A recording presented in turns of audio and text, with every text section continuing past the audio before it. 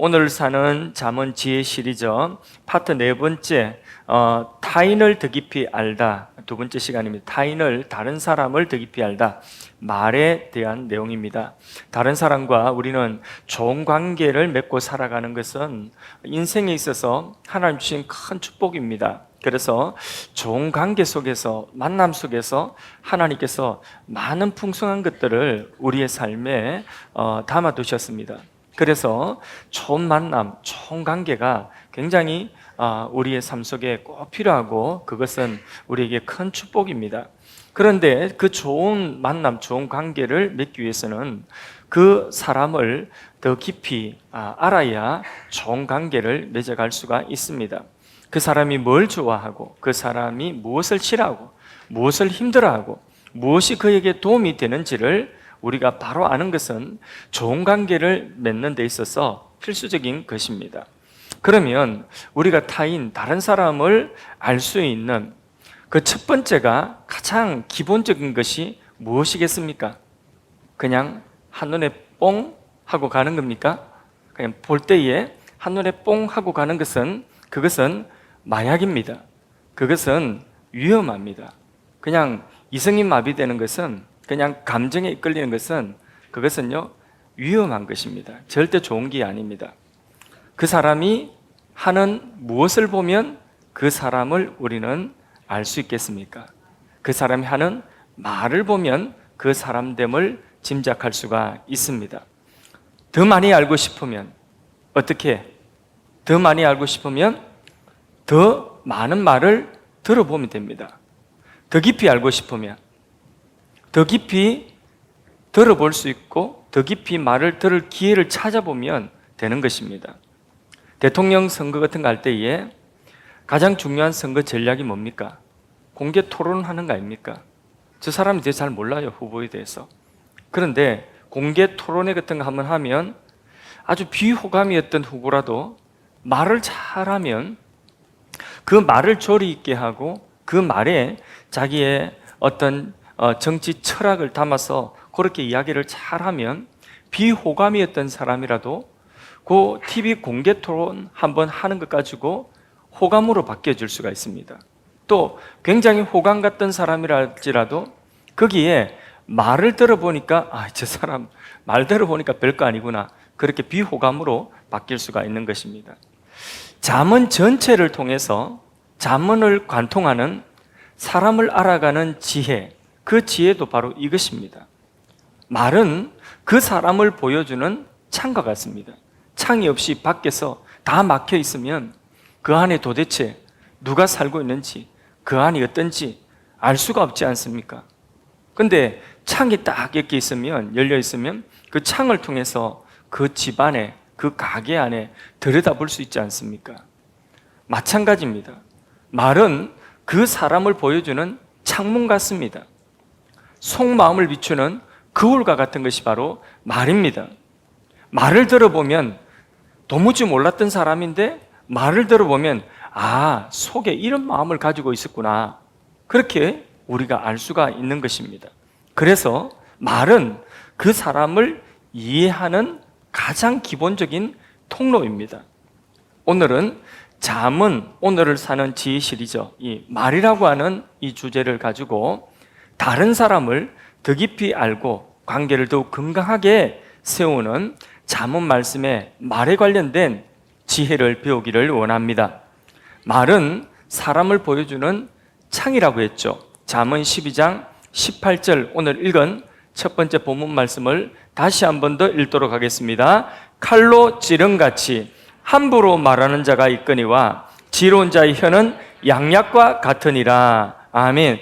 말하는 것을 보면 저 사람이 죽이는 사람인지, 저 사람이 살리는 사람인지 말 들어보면 알 수 있습니다. 저 사람하고 말해가지고 어떤 사람은 막 픽픽 죽어나갑니다. 어떤 사람은 저 사람하고 말하니까 죽어가는 사람도 살아나고 소생합니다. 죽이는 사람과 살리는 사람이 말에서 결정이 나는 것입니다. 그래서요, 여기 칼로 찌르는 것 같은 말을 함부로 하는 사람이 있다. 말이 뭐라고요? 칼로 찌르는 것 같다. 말이 칼로 팍팍 찌르는 것 같다는 것입니다. 함부로 칼로 찌르는 말을 툭 하고는 그냥 한 말이라고 합니다.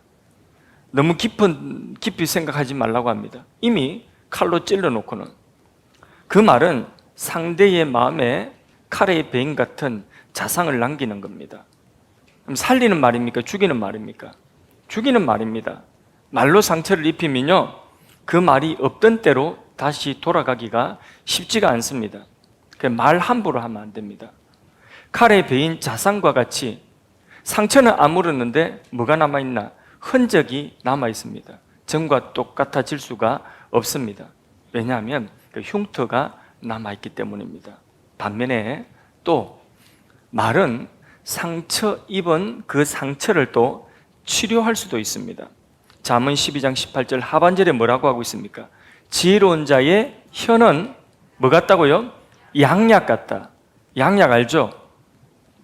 미제약이 아니라 양약이 좋은 약이라는 뜻입니다. 좋은 약과 같다. 말의 위력이 여기 있다는 것입니다. 그래서 이 말에 대해서 알지 못하는 사람, 말 툭툭 함부로 하는 사람은 지혜롭지 못한 사람입니다.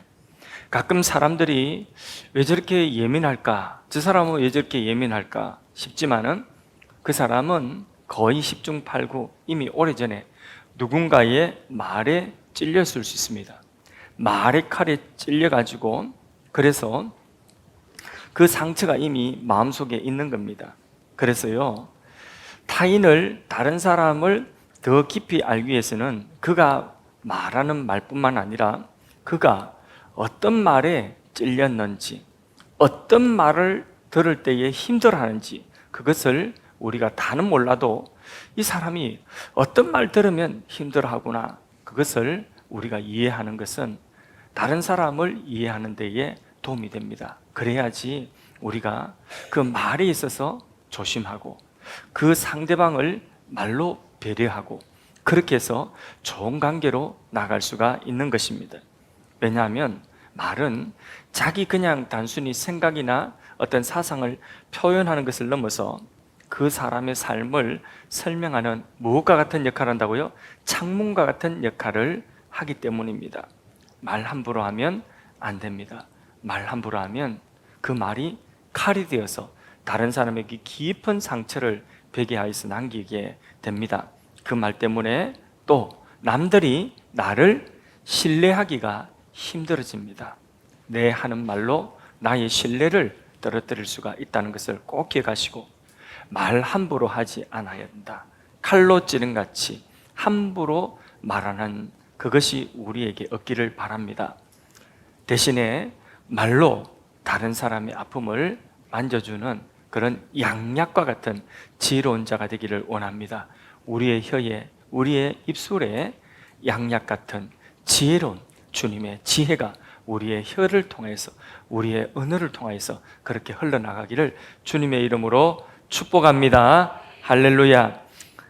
두 번째로 말로 사람을 죽이기도 하고 살리기도 합니다. 잠언 18장 21절 함께 읽어보겠습니다. 죽고 사는 것이 혀의 힘에 달렸나니 혀석이 좋아하는 자는 혀 열매를 먹느니라. 이 한 걸음 더 나가서 이 혀를 쓰는 것, 말을 하는 것이 사람을 죽이기도 하고 살리기도 한다. 이 말씀대로 정말 말 때문에 벌어지는 살인이 많이 있습니다. 욱해가지고 말 때문에 서로 싸우다가 진짜 사람의 생명을 죽이는 일도 생기는 거죠. 또 남의 말 때문에 내가 견디지 못해서 극단적인 선택을 하는 그런 사람들도 있습니다. 실제로 말 때문에 죽는 사람이 있습니다. 말 때문에 전쟁이 얼마나 많이 일어나는지 모릅니다. 요 근래에도 일본 총리가 무슨 말을 했는데 중국에 대한 대만 관련 무슨 말을 했는데 중국이 발끈했죠. 그래서 중국에 말하자면 아킬레스건을 건드린 거죠. 그래서 발끈했습니다. 그래가지고 그냥 사실 보이지 않는 전쟁이 일어난 거, 선전포고하고 그냥 여기서 막 빵 때리고 저기서 빵 때리는 이런 일들이 일어나는 것입니다. 전쟁이 일어나는 전시가 아닐 때는 총보다도 어디에 많이 상하고 어디에 많이 죽을까요? 말에 많이 상하고 말에 맞아 죽는 사람이 많습니다. 훨씬 많습니다. 반대로 말 한마디로 천냥빚을 갚는다고 하죠. 말 잘하면 천냥빚을 갚습니다. 우리 고려 때에 저 거란족입니까? 거란족이 쳐내려왔을 때에 그때에 누구죠? 유명한 사람? 말 잘하는 사람. 서희. 예. 서희. 우리 교회도 조서희도 있고 김서희도 있고 박서희도 있습니다. 서희. 또 우서희도 있네요. 우서희도. 예. 서희가 말을 잘해가지고 그래서 거란족이 침략했을 때에 그 칼 쓰지 않고 피 흘리지 않고 싸우지 않고 강동에 있는 6개 성, 강동 6주를 다 회복하죠. 그죠? 말 잘하니까 진짜 천냥빚을 갚는 것입니다. 잠언 12장 14절 말씀 같이 또 말에 대한 교훈을 읽어보겠습니다. 읽습니다. 사람은 입의 열매로 말미암아 복록에 족하며 그 손이 행하는 대로 자기가 받느니라. 입의 열매가 바로 뭐냐면 자기가 다 받게 되는 것이다. 15장 4절도 읽어보겠습니다. 온순한 혀는 곧 생명나무이지만 패역한 혀는 마음을 상하게 하느니라. 예, 온순한 말은 생명의 나무와 같다. 그러니까 이 온순한 말을 들은 사람은 그게 그 말로 인하여서 살아난다는 것입니다. 말은 열매나 음식과 같아서 그게 있어야만 살 수가 있습니다. 그래서 우리가 살다 보면 평생 세월이 지나가도 잊혀지지 않고 기억에 남는 그런 말이 우리에게 있습니다. 예, 그런 말 한마디. 선생님이 어릴 때에 나에게 해줬던 한마디 말, 그 말이 평생 가기도 합니다. 기억났습니까? 그런 말 혹시 어릴 때에 선생님한테 들었던 그 좋은 말 한마디가 내 마음속에 평생 남아있는 그런 말이 있습니다. 어떤 사람은 책을 읽었는데 그 책에 아주 한 구절이 평생 기억에 남아서 나를 세우는 그런 말이 될 수도 있는 것입니다. 그러니까 한마디 말이 얼마나 소중한지 모릅니다.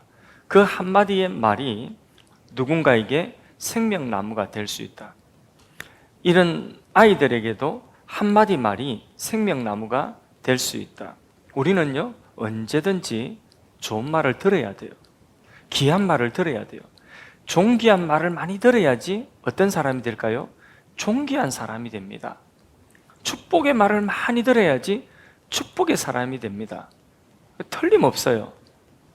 그러니까 살면서부터 우리가 살면서 외부로부터 자신을 인정해주는 그런 말이 꼭 필요합니다. 만일 화가라고 생각해 보십시오. 우리 화요일 날 우리 미술 교실하고 또 미술 이번에 전시회 포스터도 붙었는데 근데 다들 그림을 너무 잘 그려요. 그린 거 보니까 이야, 어떻게 저렇게 그림을 그릴 수 있나. 너무 섬세하게 그림들을 잘 그리는데 하나같이 모두들 또 겸손해가지고 어째 이렇게 그림 잘 그립니까? 이렇게 감탄을 하면 다 선생님 손이 가서 선생님이 이렇게 한번 탁 만져주면 마술이 일어난다고 그렇게 이야기를 다 겸손해가지고 선생님 탓으로 또 이렇게 공을 돌리고 이렇게 하는데 만일에 내가 화가라고 한번 상상해 봅시다. 남들이 내 그림을 보고 쓰레기라도 상관없다. 나만 좋으면 그만이야. 그렇습니까? 내 그림 보고 다른 사람이 다 저게 그림이야? 쓰레기 같은 그림 저거 뭘라 그리는 거지?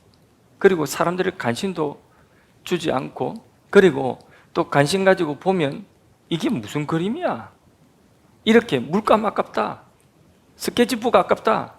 이런 말을 한다면 그러면 다른 사람이 뭘 하든지 나는 내가 좋아. 화가라고 한다면 과연 그럴까요? 화가가 그러면 그 사람은 훌륭한 화가일 수 있겠습니까? 아무도 인정해 주지 않는데 어떻게 훌륭한 화가가 되겠습니까? 아무도 내 그림 칭찬해 주지 않는데 어떻게 내가 훌륭한 화가, 그냥 나만 좋으면 훌륭한 화가 됩니까? 빨리 공감을 하세요. 나만 좋으면 그냥 훌륭한 화가가 되는 겁니까? 아니 다른 사람이 인정해 줘야지 그래야 화가가 되는 거 아닙니까? 내 혼자 화가라고 그랬는데 이건 뭐 화가가 아니에요. 아무도 한 사람도 내 그림을 인정해 주지 않습니다. 그 화가 아닌 거예요. 그냥 진학사인 거지. 화가는요, 나만 좋다고 되는 게 아니에요. 다른 사람이 볼 때도 이 그림은 뭔가 이해는 못해도, 피카소 그림 이해는 못해도 뭐 깊은 뜻이 있을 거야 이러고 자꾸 살펴보고, 그리고 그 그림의 가치를 누군가가 부여하고 그 그림을 칭찬해 줘야지.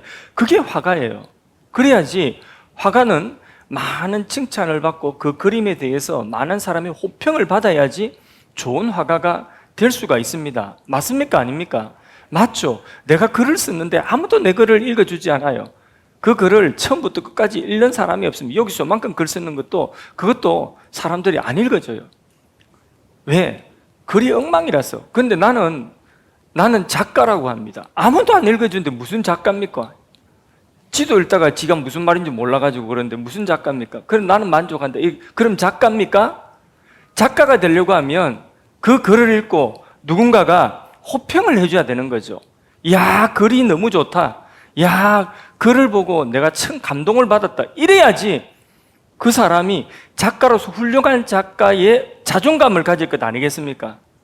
목사하면 설교를 하는데 누군가가 한 사람도 칭찬을 해준 사람이 없습니다. 한 사람도 은혜 받았다는 사람이 없습니다. 그냥 설교하자마자 곧바로 3분 할까요? 5분 할까요? 10분 할까요?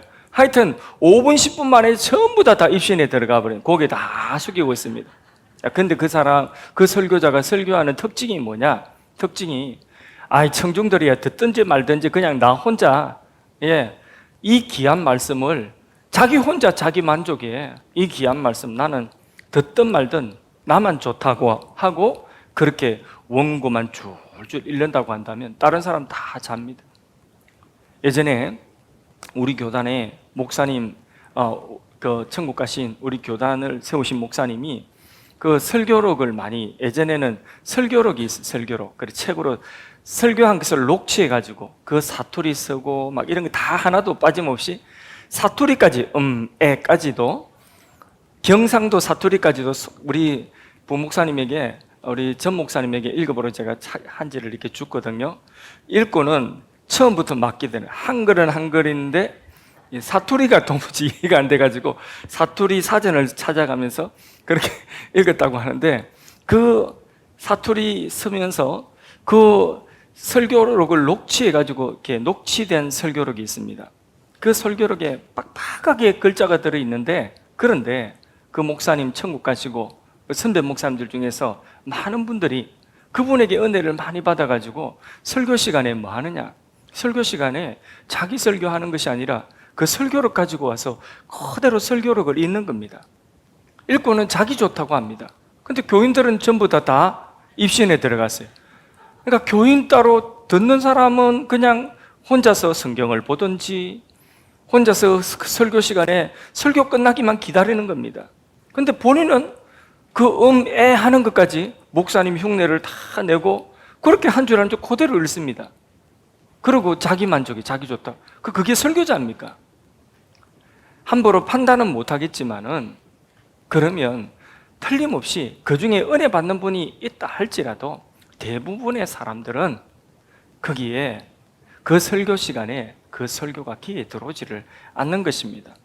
그러니까 설교자라고 하기가 참 민망합니다. 여러분, 좋은 목사라도 그렇습니다. 좋은 목사라도 좋은 피드백을 받아야 됩니다. 그러니까 남이야 뭐라고 말했든지 나는 하나님 말씀을 전하는 거야. 그리고 모두가 듣지도 못하는 그런 혼자 설교 원고만 뜨든 그렇게 읽고 줄도 막히게 놓치가지고 또 했던 말 또 하고 이렇게 한다고 한다면, 그러면 누가 그 설교 듣고 은혜롭다고 칭찬하겠습니까? 그러면 누군가가 설교자라고 인정을 해줘야 되는 거예요. 설교자라고 하면 누군가가 설교를 듣고 내 삶이 이렇게 변화됐습니다. 설교를 듣고 이렇게 은혜가 되었습니다. 설교 듣고 그대로 한번 살아보겠습니다. 이게 있어야지, 그래야 설교자입니다. 이런 피드백이 있어야 되는 것입니다. 그러니까 설교자조차도 목사라고 하는 그 믿음이 그래도 좀 좋다고, 그래도 목사라고 하는데도 좋은 피드백을 받아야지 힘있게 목회를 할 수가 있는 것입니다. 서로 포기합니다. 목사도 포기하고 또 듣는 사람도 포기하고 제일 불행합니다. 교회가 만일에 그런 교회가 되면 제일 불행합니다. 화가라고 하면 그림을 본인이 잘 그려놨다 할지라도 많은 사람들이 그 그림을 보고 이 그림은 무슨 뜻입니까? 이 그림은 이렇게 해서 참 그림이 좋네요. 그래야지 좋은 화가가 더 될 수가 있습니다. 글 쓰는 사람도 마찬가지고요. 사람은 누구나 똑같습니다. 사람이 떡으로만 사는 것이 아니라고 했죠. 사람이 떡으로만, 먹는 것 가지고만 사는 게 아니에요. 떡으로만 사는 것이 아니라 그 다음에 하나님의 입에서 나오는 모든 말씀으로 살 것이다. 말씀이 뭐예요? 듣는 거죠. 그 말씀, 하나님이 우리에게 들려주시는 말씀을 듣고 우리는 사는 거예요. 마찬가지로 같은 원리로 우리는 사람들과도 매일 만나서 이야기를 하고 우리는 사람들과 관계를 맺고 살지요. 그러면 우리가 떡으로만 사는 것이 아니라 뭘 들어야 되죠? 양약이 되는 그런 좋은 말들을 우리가 들어야 돼요. 그래서 어린아이부터 시작해서 어른에 이르기까지 누구 하나 할 것 없이 심지어 목사를 할지라도 칭찬을 들어야 돼요. 인정해주는 말을 들어야지, 그래야지 건강해질 수가 있습니다. 그 인정해주는 말은 자기 안에서 나 혼자 스스로 만족이 아니라 어디 있어요? 외부에서 들려지는 이야기가 있어야 되는 것입니다. 외부에서 들려줘야 돼요. 그래서 아이들에게 야, 이 멍충아, 맨날 멍충이라고 해보십시오. 나는 멍충이인가? 한 번 들었을 때는 진짜 그런가? 두 번 들었을 때는 그런가? 세 번 나는 멍충이가 되는 겁니다. 그래서 뭘 이렇게 못 풀어도 멍충이라고 하지 마세요. 나중에 풀 때가 있습니다. 그러니까 멍충이라고 하지 마세요. 한 번에 안 풀린다고 그게 멍충이가 되는 게 아니에요. 그러니까 야, 이 멍충아, 아무짝에 쓸모없는 너, 이런 말만 계속 들어보세요. 그 아이가 어떤 사람 되겠습니까? 아이의 내면에 독곡물을 뿌리는 것 같아요. 독곡물. 밭에 독곡물을 뿌려놨어요. 그러면 그 밭에 농사 지을 수 있습니까? 없습니까? 없어요. 말이 그런 거예요. 말이 어릴 때부터 이 어린 아이들 뱃속에 있을 때부터 존말해야 돼요. 그러니까 밖에서 들려주는 인정하는 말을 해줘야 돼요. 밖에서 들려주는, 밖에서 외부에서 그 아이들의 귀에다가, 그 사람의 귀에다가 인정해주는 말을 들려줘야 됩니다. 그래야지 그 말을 듣고 자존감이 세워지고 그 말을 듣고 힘있게 살아갈 수가 있는 것입니다. 그래서 사람은 말로 인정받아야 하고 말로 사랑을 느끼고 말로 자신을 발견하게 되는 겁니다. 화가는 말을 자꾸 들을 때에 처음에는 화가 될 생각 안 했습니다. 그림 슥슥 그려놨는데 습작해놨는데 누군가 보고 인정해 주는 거죠. 야, 네 미술해라, 미술. 음악하는 사람은 피아노 그냥 뚱뚱뚱뚱 보고 어깨 너머로 보고 뚱뚱 치보니까 야, 네 재능 있다. 네 음악해라, 음악. 옆에서 인정해 주는 말을 통해서 그렇게 음악가도 나오고 미술가도 나오는 거예요. 작가도 나오는 거예요. 맞습니까? 곁에서 인정. 그러니까 네 믿음 좋네. 야, 네 앞으로 목회하면 좋겠다. 네 앞으로 선교사가 되면 좋겠다. 그 말을 듣고 누군가가 야, 네 하나님이 너 목회자로 부르실 것 같아. 이런 말을 자꾸 들으면 어떻게 된다고요? 그럼 목사가 되는 거예요. 목사가 하나 만들려고 하면 자꾸 이야기해 주세요. 딱 집어넣고 만들려고 하면 닌 사무가 돼야 돼. 야, 닌 딱 사무감이야. 딱 사무감이야. 하나 딱 집어넣고 막 이렇게 하면 그러면 거기 뭐가 나오냐? 사무가 하나 나오는 거예요. 목사 사무가. 그러니까 말을 듣고 세워지는 것입니다. 여러분, 몽둥이는 사람의 뼈를 부러뜨릴 수 있지만은 사람의 피부를 멍들게 할 수 있지만 말은요, 사람의 영혼을 파괴시킵니다. 그래서 사람을 더 깊이 알고 싶다면 그가 함부로 말을 막 하는지 약이 되는 말을 하는지 그거 보면 알 수가 있습니다. 또 그가 어떤 말에 힘을 얻는지, 누구의 말에 귀를 기울이는지, 어떤 말을 주로 듣는지 그걸 보면 그 사람됨을 또한 알 수가 있습니다. 말을 보면 그 사람의 필요와 내면, 타인을 우리는 더 잘 알 수 있고, 그것을 우리가 통해서 그 사람과의 더 좋은 관계, 하나님이 허락하신 축복의 관계로 발전시켜 나가는 줄로 믿습니다. 세 번째로, 말은 관계를 좌지우지한다. 똑같이 말씀드린 겁니다. 그래서 관계를 깨뜨리는 말이 있습니다. 그 말이 뭐냐? 과장된 말, 이간질하는 말, 이런 말들. 잠언 16장 28절도 말에 관한 교훈입니다. 같이 읽습니다. 시작. 패역한 자는 다툼을 일으키고 말쟁이는 친한 것을 이간하느니라. 아멘. 관계를 자세히 들여다보면 대부분 갈등과 오해는 어디서 나오죠? 말에서 나옵니다. 그런데 의도는 선한 말이었는데 전달 과정에서 말이 왜곡될 수도 있습니다. 친했는데 멀어지는 것은 주로 말 때문인 경우가 많습니다. 멀었던 둘 사이도 가까워지는 것이 말이 다시 통하면 가까워지게 되는 것입니다. 그러니까 항상 관계 속에 끼어지는 것도 회복되는 것도 매개는 뭐라고요? 말이다. 말. 말은 관계를 그렇게 좌지우지 하는 것입니다. 분열과 다툼을 일으키는 말, 이 사람 저 사람 이간질시켜서 싸우게 하는 강교한 말, 이런 말들에 우리가 먼저는 이런 말에 휘둘리지 말아야 됩니다. 더 나아가서 보다 적극적으로 소금 같은 말로 하나님과 사람 사이를 이어주는 말, 또 사람과 사람 사이를 이어주는 말, 이게 뭐냐? 성령의 사람입니다. 성령의 사람.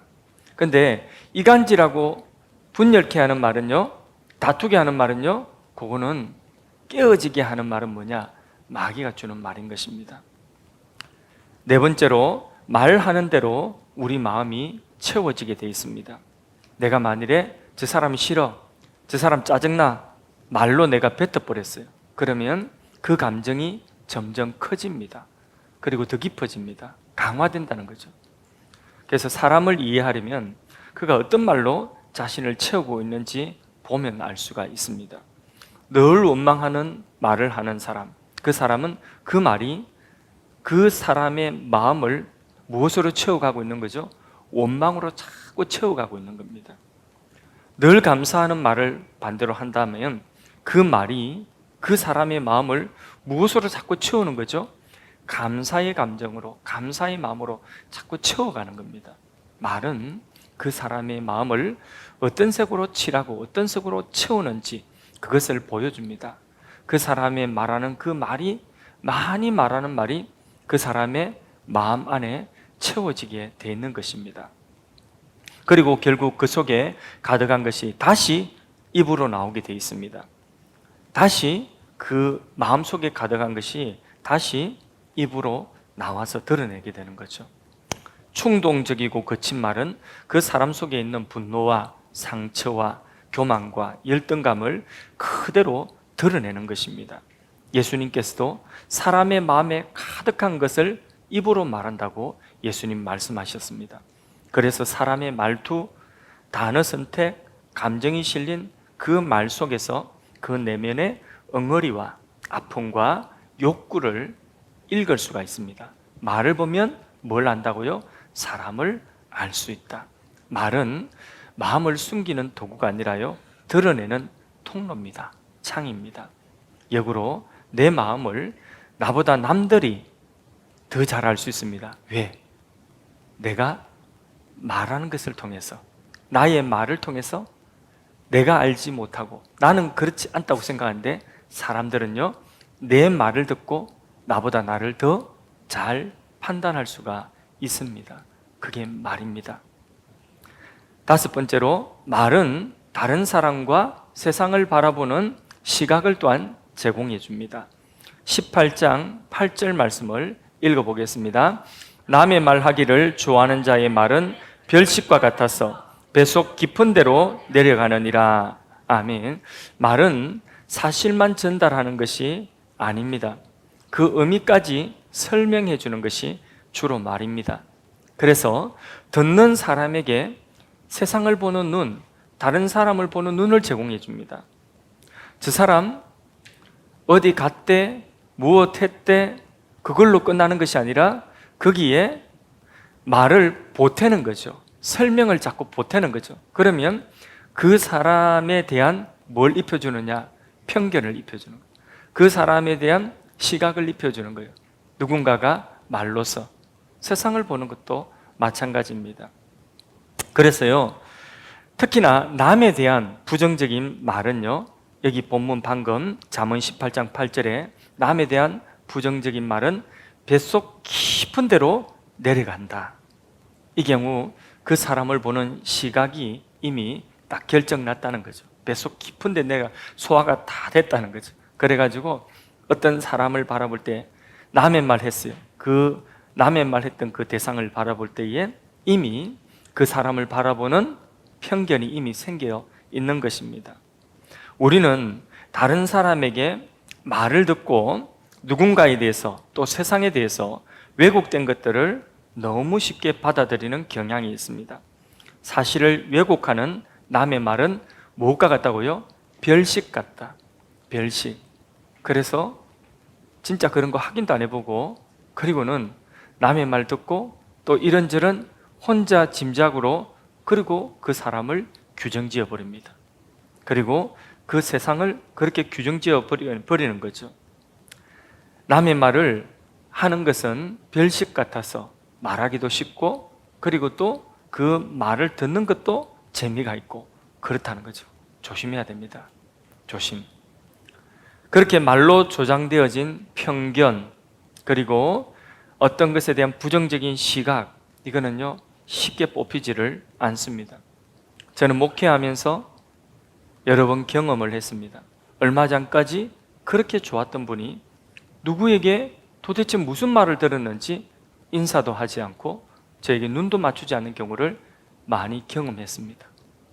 그렇게 좋아하시고 그렇게 참 좋았던 것 같은데 그런데 어느 날 갑자기 표정이 달라지고 안색이 달라지고 인사도 하지 않고 그냥 눈도 맞추지 않는 그런 경우를 많이 봤습니다. 오래 안 가서 교회를 떠나는 그런 경우를 많이 경험했습니다. 얼마나 마음이 아픈지 누구에게 도대체 무슨 말을 들었길래 그렇게 사람이 바뀔 수가 있을까? 예레미야는 좋은 본을 보였습니다. 그는 하나님의 말씀을 먹고 즐거워했습니다. 예레미야 15장 16절 말씀 같이 읽어보겠습니다. 만군의 하나님 여호와시여 나는 주의 이름으로 일컬음을 받는 자라 내가 주의 말씀을 얻어먹었사오니 주의 말씀은 내게 기쁨과 내 마음에 즐거움이오나. 예. 이 예레미야는 온갖 사람들에게 막 그 당시 임금으로부터 시작해서 온갖 사람들에게 예레미야는 핍박을 받았습니다. 말로 엄청난 공격을 받았습니다. 그럼에도 불구하고 예레미야는 언제나 하나님의 말씀을 먹었다고 했습니다. 주의 말씀을 얻어먹었사오니 내가. 그리고 주의 말씀, 그가 먹은 말씀은 내게 기쁨과 내 마음에 즐거움을 준다 했습니다. 우리도 하나님의 말씀을 먹고 그 말씀으로 기뻐하고 그 말씀으로 우리는 사람을 바로 바라야 돼요. 바로 정평정가해야 되고 세상에 대해서도 정평정가해야 됩니다. 물질에 대해 사건에 대해서도 정평정가해야 됩니다. 그렇게 우리가 정평정가할 수 있는 그 정의라고 하는 기준이 어디 있습니까? 하나님의 말씀에 있습니다. 근데 자꾸 사람의 말을 들으면 남의 말하는 그 말을 자꾸 들으면 그러면 정평정가가 흐려집니다. 요즘에는 특별히 SNS를 통해서 또 핸드폰만 열면 온갖 내가 듣기를 원하는 별식 같은 남의 말들이 세상에 대한 말들이 너무나 많습니다. 그거 들으면 또다시 또 하나 더 들으라고 계속해서 더 보고 들으라고 계속 들려줍니다. 거기에 우리의 마음이 휘둘리고 우리가 정평정가하는 것을 놓쳐버릴 수가 있습니다. 예레미야처럼 세상이 무엇이라고 하든지 세상의 말에 휘둘리고 남의 말에 휘둘리는 것이 아니라 하나님의 말씀을 먹고 주의 말씀을 기쁨과 마음의 즐거움으로 삼고 기준으로 삼고 그 말씀 안에서 거짓된 세계관을, 거짓된 가치관을, 거짓된 사람에 대한 편견을 조장하는 것들을 막을 수가 있는 것입니다. 왜곡하는 말에 휘둘리지 않기를 바랍니다. 우리는 타인의 말에서 그 사람이 세상을 어떤 눈으로 보고 있는지, 어떤 마음으로 사람을 대하는지 다 읽을 수가 있습니다. 부풀린 말, 아첨하는 말에 대해서도 잠언 29장 5절에 말씀하고 있습니다. 읽어보겠습니다. 이웃에게 아첨하는 것은 그의 발 앞에 그물을 치는 것이라. 아첨은 칭찬처럼 보이지만은 그것은 그 사람을 위한 말이 아니라 그 말하는 자신을 위한 말입니다. 그래서 그 사람에 대한 자아를 왜곡시키고 오히려 아첨하는 말은 넘어지게 합니다. 임금이 있습니다. 아첨하는 말들로 둘러싸여 있습니다. 그러면 나라가 바로 될까요? 바로 될 수가 없죠. 바로 갈 수가 없는 거죠. 그래서 아첨하는 말이 위험한 것입니다. 당장 듣기는 좋을 줄 모르겠지만은 아첨하는 말들로 둘러싸여 있으면 자기를 알지를 못하는 것입니다. 사람을 바로 알게 하지를 못하는 것입니다. 아첨하는 말, 또 말은 퍼져나가는 속성이 있습니다. 잠언 16장 27절, 여기까지 우리 말에 대한 잠언의 교훈을 봅니다. 마지막 16장 27절 읽어보겠습니다. 시작. 불량한 자는 악을 꾀하나니 그 입술에는 맹렬한 불 같은 것이 있느니라. 아멘. 말 하나로 공동체 전체의 분위기가 뒤집히고, 가정 전체의 분위기가 뒤집히고, 댓글 몇 줄로 인해서 한 사람의 평판이 완전히 무너지고 관계가 깨어지는 그런 일들이 허다합니다. 말은 불과 같습니다. 불은 작은 불씨라도 그게 인화성이 있어가지고 계속해서 태워버리는 습성이 바로 이 불이죠. 말이 꼭 그와 같다는 거죠. 여기서 말이 불 붙었다 그러면 여기 불 붙은 거 여기서 끝나는 것이 아니라 습성이 뭐라고요? 이게 불씨가 자꾸 옮겨간다는 거죠. 여기저기 불씨가, 물들고 불 이야기하니까 좀 그런데 자꾸 옮겨가는 거예요. 이렇게 다 불처럼 그렇게 탄다는 거죠. 모든 것을 다 태워버립니다. 좋은 말도 나쁜 말도 그렇게 영향력이 있습니다. 우리가 다른 사람을 바로 알아야 됩니다. 바로 이해해야 됩니다. 그래야지 건강한 관계를 유지할 수 있고 또 관계를 발전시킬 수 있고 그 관계 속에 하나님께서 그 만남 속에 허락하신, 예비하신 은혜와 축복들을 풍성하게 누릴 수가 있습니다. 내가 여러분들에게 복이 되고 은혜가 되고 여러분들이 저에게 복이 되고 은혜가 되어야 되지 않겠습니까? 우리가 서로에게 대하여서 서로 저 사람 때문에 내가 복이 되고 내 때문에 저 사람이 복이 되고 이래야 되지요. 그런 목적으로 하나님은 우리에게 관계를 주셨어요. 만남을 주셨어요. 그런 만남이, 그런 관계가 복이 되려고 하면 상대에 대해서 좀 더 이해를 해야 됩니다. 그래서 나 자신에 대한 이해도 나의 말로 다른 사람들에게 나를 이해시키는 겁니다. 막말 함부로 하면 안 됩니다. 다른 사람이 어떤 말을 들었을 때에 그 말이 그 상대방에게 칼이 되느냐, 무엇이 되느냐, 양약이 되느냐, 우리가 그걸 또 알아야 되는 거죠. 그래서 우리 말에 대한 잠언의 지혜의 말씀들을 오늘 보았습니다. 말을 보면 누구를 안다고요? 사람을 안다. 말은 그 사람의 마음을 보여주고 그 사람의 관계를 보여주고 생각과 삶을 보여주는 창이 된다. 우리가 다른 사람을 더 깊이 알고 싶다면 그가 하는 말과 그가 듣는 말을 보면 알 수가 있습니다. 우리도 마찬가지입니다. 우리 말이 결국 우리 자신을 드러내는 것입니다. 나 이런 사람이다 하고 드러내는 거죠. 우리가 하는 말은 결국 우리 마음을 만들고 관계를 만들고 인생을 만들어 간다는 것을 꼭 기억하십시오. 이렇게 결단하면 어떻겠습니까?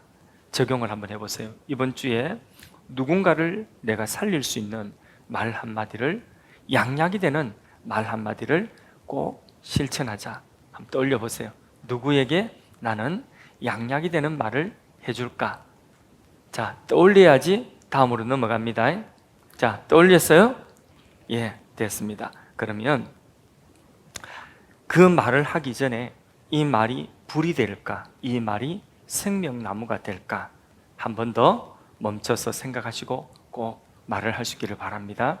또 두 번째, 내 말의 습관이 사람을 더 깊이 알고 관계를 깊게 하는 말인지, 아니면 다른 사람의 마음을 닫게 만드는 말인지 나의 말을 한번 점검해 보시고, 그동안 내가 많은 사람들과 이야기를 했는데 내 말이 다른 사람의 마음을 닫았는지 열었는지 한번 잘 생각해 보시고, 나의 언어의 그 패턴, 습관을 한번 점검을 해 보시기를 바랍니다.